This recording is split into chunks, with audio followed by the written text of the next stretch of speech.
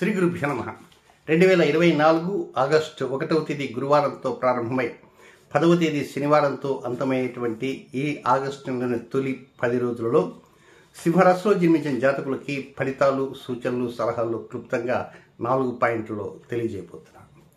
ఇక మొదటి పాయింట్కి వస్తే 1వ తేదీ ఉదయం 6 గంటల దగ్గర నుంచి 3వ తేదీ ఉదయం 5 గంటల 41 నిమిషం వరకు ఉండేటువంటి గ్రహచార స్థితిగతులను కనుక పరిశీలిస్తే లాభస్థానం చాలా అనుకూలంగా ఉంది. క్రొత్త ఆలోచనల వైపు, కొంగృత నిర్ణయాల వైపు పరుగులు తీస్తున్నటువంటి భావన మనసులో ఉంటుంది. అక్కడ ఏదో లాభం వెంటనే రాదు, చేసేటువంటి కార్యక్రమం వెంటనే సక్సెస్ కావటం కాదు. మనసు భావన, మనసు అంటే సహజంగా మనసు కోతి లాంటిది. ఈ నిమిషం ఇక్కడ ఉంటుంది, కాసేపు ఇది అమెరికాలో ఉంటుంది, కాసేపు లండన్లో ఉంటుంది. రకరకాలుగా ఆలోచనలు ఉంటాయి. ఒక్కోసారి కొన్ని నిర్ణయాలు తప్పుగా చేస్తుంది, కొన్ని నిర్ణయాలు ఒప్పుగా చేస్తుంది, ఒక్కోసారి పనికిమాలిన నిర్ణయాలు ఇస్తుంది. కానీ లాభస్థానానికి సంబంధించి బేషుగ్గా అద్భుతంగా నిర్ణయాలను అందించడంలో మీ మనసు అక్కడ దిట్టగా నిలబడుతుంది. అంటే 1వ తేదీ 2వ తేదీ మీ మనోభావాలు కావచ్చు, మనో నిర్ణయాలు కావచ్చు, ఒక సరైనటువంటి సుస్థిరమైనటువంటి ఎలాంటి వ్యతిరేకత లేనటువంటి ఒక ప్రాపర్గా పాజిటివ్ మేనర్లో ముందుకు వెళ్ళటానికి అవకాశాలు అంది వస్తాయని చెప్పడంలో సందేహం లేదు.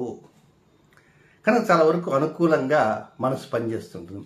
ఎప్పుడైతే మనసు అనుకూలంగా పనిచేస్తుంటుందో బుద్ధి కూడా చాలా అనుకూలంగానే పనిచేస్తుంటుంది అన్నమాట. ఎక్కడ వ్యతిరేకతలు అంటూ ఏమీ ఉండవని విషయాన్ని తెలుసుకోవాలి.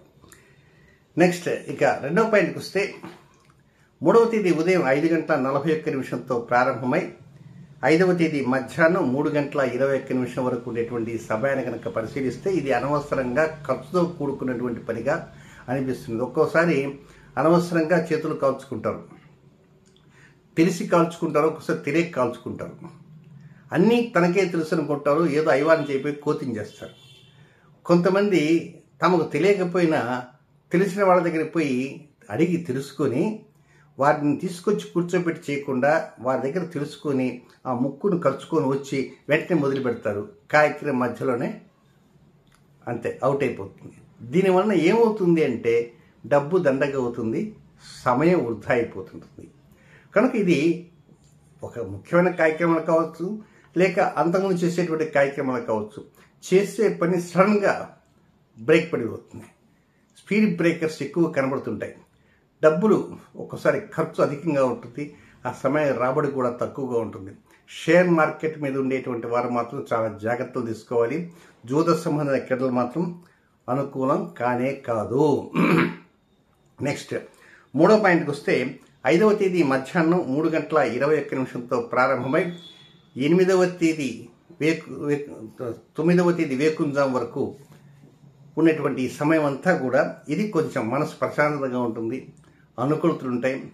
ఎవరైనా కొన్ని చెప్తే అందరు చెప్పిన వినకుండా కొంతమంది చెప్పిన మాటలకే ప్రాధాన్యత ఇస్తూ మీ లైఫ్ని సుసంపన్నం చేసుకుందాం అనేటువంటి ఆలోచనతో ఉంటుంటారు. ఒక్కోసారి 10 మంది చెప్పే మాటలు 10 మంది వింటారు. 10 మంది మాటలు చెప్పిన మాట విని 10 రకాలు చేసి దేంట్లో సక్సెస్ కాకుండా దిగులు పడి చతికిలు పడేవారు ఉంటారు.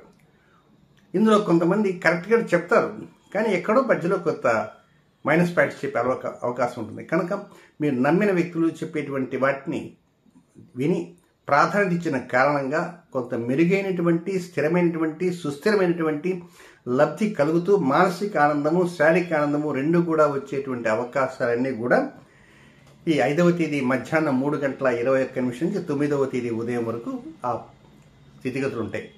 చాలా వరకు మంచి చక్కటి భోజనం కూడా చేస్తుంటారు. మానసిక విశ్రాంతి కూడా మీకు లభించే అవకాశాలు ఉంటాయి. శారీరక ప్రశాంతత కూడా లభిస్తుంటుంది. శారీరక విశ్రాంతి ఉంటుంది, మానసిక విశ్రాంతి రెండు కూడా విశ్రాంతికి కనబడుతుంటాయి. చివరిగా ఉన్నటువంటి 4వ పాయింట్ ఏమిటంటే 9వ తేదీ ఉదయం దగ్గర నుంచి 10వ తేదీ అర్ధరాత్రి వరకు ఉండేటువంటి ఈ సమయం మాత్రం ఇది కొంచెం డబ్బు కష్టకాలంగా ఉంటుంది. డబ్బు చాలా కష్టంగా ఉంటుంది. ఇంటెద్దలు కావచ్చు, కరెంట్ బిల్స్ కావచ్చు, లేక ఇంకా రకరకాల షాపింగ్ కావాల్సిన డబ్బు కావచ్చు. మొత్తం మీద కొంత జీతం ఆలస్యంగా రావటం కానీ, లేక వచ్చిన జీతం ముఖ్య వాటికి పంచడం కానీ, లేక ఈ నెలలో కొన్ని అధికంగా ఖర్చులు రావటం కానీ, ఎడుతిరిగి శ్రావణ మాసం కనుక అధికంగా ఖర్చులు వచ్చేస్తాయి. ఇబ్బడి ముబ్బడిగా వచ్చే అవకాశాలు ఉంటాయి. శ్రావణ మాసం పెళ్ళిళ్ళ మ్యారేజ్ సీజన్, ఒక్కోసారి మ్యారేజ్ సీజన్కి వెళ్ళాల్సిన అవసరం ఉంటుంది. మరి దగ్గరలో అయితే పర్వాలే, కొంచెం దూరాభారం అవుతుంది. ఒక్కోసారి ట్రైన్లో వెళ్ళాలా రావాలా, కారులో వెళ్ళాలా, కొంతమంది ఫ్లైట్లో వెళ్తుంటారు వస్తుంటారు. దీనివల్ల ఏమవుతుంటే అనవసరంగా ఖర్చు పెరుగుతుంటుంది. ఆ ఖర్చు రూపాయి 2 రూపాయల వేలలో కూడా ఉండేటువంటి అవకాశాలు కూడా ఉంటాయి. కనుక ఇలాంటి సమయంలో ఒక్కోసారి దిగులు కూడా కొద్దిగా కనబడుతుంది. దిగులు ఈ విచారంతో పాటు కొంత ఆవేశం ఉంటుంది. అటు దిగులు ఉంటుంది, ఆవేశం ఉంటుంది, ఈ రెండు ఉంటుంది. అనవసరంగా ఈ సమయానికి వెళ్లాల్సి వచ్చిందా, ఏమి ఇప్పుడు పోకపోతే ఏమి, ఇంట్లో వారు అంటుంటారు ఆ మ్యారేజ్కి వెళ్ళని, వారి మీద ఒంటి కాడి మీద లేస్తారు. ఏం మ్యారేజ్కి పోకపోతే ఏమి, జస్ట్ బెస్ట్ విషెస్ చెప్దాం, వాట్సాప్లో చెప్దాం అనగా అవతల ఉంటారు. మరి రేపు పొద్దున మన ఇంట్లో తిరిగితే వాళ్ళు రారు కదా, ఇలాంటివి వస్తుంటాయి. కనుక దీనివల్ల ఏమవుతుందంటే కోపతాపాలకు ఎక్కువ అవకాశాలు కూడా ఉండే స్థితి కనబడుతుంది. ఏది ఏమైనప్పటికీ ఈ 10 రోజుల్లో 4వ తేదీన రవి పుష్యమి అంటారు. రవి పుష్యమి అంటే ఆదివారం, పైగా అమావాస్య ఆదివారం. ఆ రోజు పుష్యమి నక్షత్రం వచ్చింది. మధ్యాహ్నం 1:26 వరకు ఉంటుంది పుష్యమి నక్షత్రం. ఆదివారంతో కూడిన పుష్యమి నక్షత్రం వస్తే అది రవి పుష్య యోగము అంటారు. ఒక వివాహానికి సంబంధించింది కాకుండా మిగిలిన అన్ని అంశాలకి అది అనుకూలంగా ఉంటుంది. ప్రారంభం చేయవచ్చు, మొదలుపెట్టవచ్చు, ఇంకా ఏదైనా ఒక నిర్ణయం తీసుకోవచ్చు. కనుక అది మధ్యాహ్నం 1:26 వరకే. కనుక ఏది చేసినా ముందే చేయండి, తర్వాత చేస్తే కుదరదు. 1:26కి పెట్టేబాట సదుకు వెళ్ళిపోతుంది పుష్యమి నక్షత్రం. తర్వాత ఆశ్లేష నక్షత్రం వస్తుంది. కనుక అలాంటి రవి పుష్యయోగం ఉంది కనుక ఆ రోజున ఆ సమయాన్ని మీరు వినియోగించడానికి ప్రయత్నం అంటూ చేయండి. ఇక నెక్స్ట్ మరొకటి ఏంటంటే 9వ తేదీ ఆ రోజు శుక్రవారం.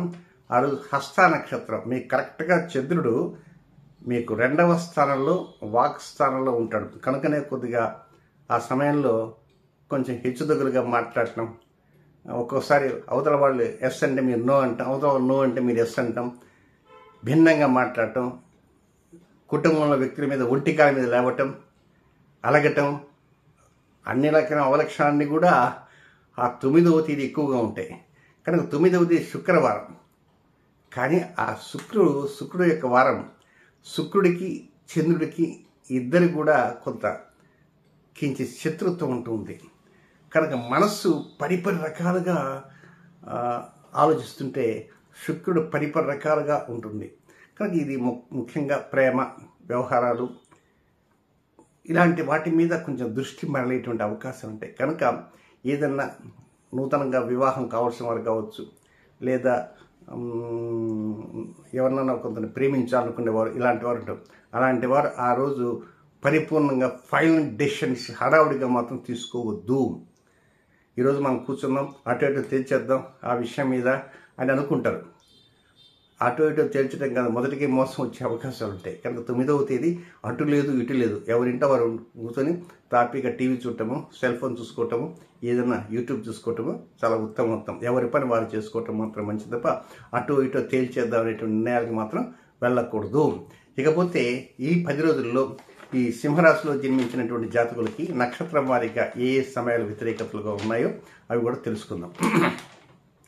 మఖా నక్షత్రంలో జన్మించినటువంటి జాతకులకి 2వ తేదీ ఉదయం 10:59 నుంచి 3వ తేదీ మధ్యాహ్నం 11:59 వరకు అనుకూలమైన సమయం కానే కాదు. రొటీన్ కార్యక్రమం మాత్రం చక్కగా చేసుకొనవచ్చు, ఇబ్బంది అంటూ ఏమీ లేదు. ఇక పూర్వ పొలుగుని అంటే పుబ్బా నక్షత్రం. పుబ్బా నక్షత్రంలో జన్మించిన జాతకులకి 3వ తేదీ మధ్యాహ్నం 11:59 ప్రారంభమై 4వ తేదీ ఆదివారం మధ్యాహ్నం 1:26 వరకు అనుకూలమైన సమయం కాదు. సిద్ధాంతి గారు ఇప్పుడే మీరు చెప్పారు కదా 4వ తేదీ రవిపుష్య యోగం ఉంది, ఏదైనా అద్భుతంగా చేయవచ్చు, మన ఇంతలోనే ఈ సమయం మంచిది కాదని చెప్తే ఎట్లండి అనుకోవచ్చు. వాస్తవంగా పూర్వపలుగు నక్షత్ర జాతకులకి ఈ సమయం మంచిది కాదు. ఎప్పటి నుంచి? 3వ తేదీ మధ్యాహ్నం 11:59 నుంచి 4వ తేదీ ఆదివారం మధ్యాహ్నం 1:26 మంచిది కాదు. కానీ 4వ తేదీ రవి పుష్యయోగం కారణంగా ఈ యొక్క చెడుగా ఉన్న సమయం గాలిపోతుంది, మంచి ఏర్పడుతుంది. కనుక అది కొంచెం లోతుగా ఆలోచించి మీరు చేయాల్సిన అవసరం.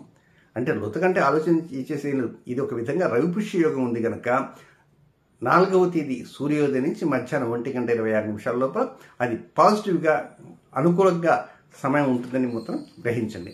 నెక్స్ట్ 3వ నక్షత్రం ఉత్తరా నక్షత్రం తొలిపాదము.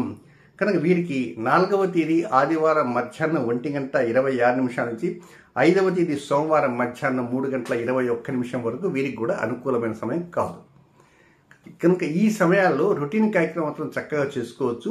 కొత్త కార్యక్రమం మాత్రం శ్రీకారం చుట్టకుండా ఉంటే మరింత అనుకూలంగా ఉంటుందనేటువంటి విషయాన్ని మాత్రం మర్చిపోకూడదు. ఏదైనా 4వ తేదీ రవి పుష్యం కనుక ఆ సమయంలో ఉదయం నుంచి మధ్యాహ్నం 1:26 లోపల క్రొత్త నిర్ణయాలకి మొగ్గు చూపడానికి ప్రయత్నం అంటూ చేయండి. శుభం.